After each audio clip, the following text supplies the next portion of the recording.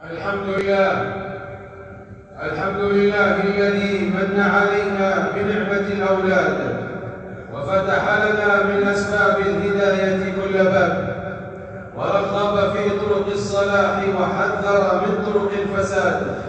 وأشهد أن نبينا محمد عبده ورسوله أرسله بالهدى ودين الحق بشيرا ونذيرا، وداعيا إلى الله بإذنه وسراجا منيرا، صلى الله عليه وعلى آله وصحبه وسلم تسليما كثيرا.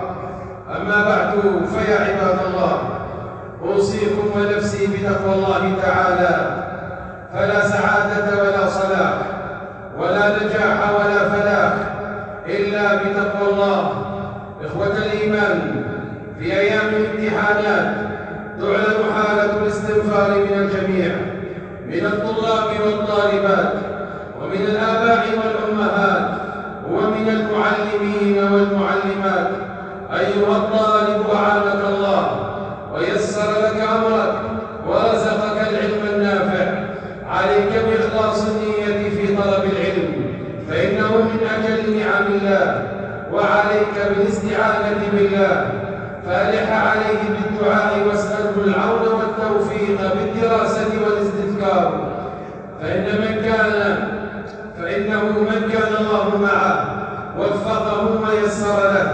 وإياك أن تعتمد على حولك وقوتك مهما كان ذكاؤك وقدرتك، فأنت مخلوق ضعيف مهما بلغت، ولكنك بالله أقوى. أيها الطالب، احذر من الغش والاحتيال، لأن الله يراك ويطلع عليك، فعليك بمراقبة الله والخوف من الله لا من الناس. احرص على تنظيم وقتك، وإياك وصحبة الباطلين. نصوص الأوقات فكم من الساعات الثمينة سرقوها باسم المذاكرة الجماعية. واحذر أيضا من أصحاب السوء ولصوص الأعراض والعقول، فإنهم يكثرون في مثل هذه المناسبات. واحذر من السهر، بل نم مبكرا واستيقظ وقت السحر، فإنه من أجل الأوقات للحفظ والاستذكار. ولا تنسى أن تركع لله فيه ركعتين، تسأل الله العون والتوفيق. ولا تكن من أولئك الذين لا يعرفون الله إلا في أوقات الشدة. ولا تكن من أولئك الذين لا يعرفون الله إلا في أوقات الشدة، فلا يعرفون طريق المسجد إلا في أيام الامتحانات. واقرأ مادة الامتحان قراءة مركزة، ثم اعمد إلى تخليصها في نقاط مرتبة لتستطيع استذكارها عند الامتحان. وعند الامتحان اقرأ كل التعليمات والأسئلة بعناية شديدة قبل البدء بالإجابة، ولا تقف أمام سؤال صعب، بل تجاوزه إلى غيره، وابدأ بالأسهل كسبا للوقت. وإذا نسيت فاذكر الله، وأكثر من الاستغفار، فإنه يفتح لك المغلقات. وإياك واليأس، فإن لم تنجح في المرة الأولى فكن شجاعا وكرر المحاولة.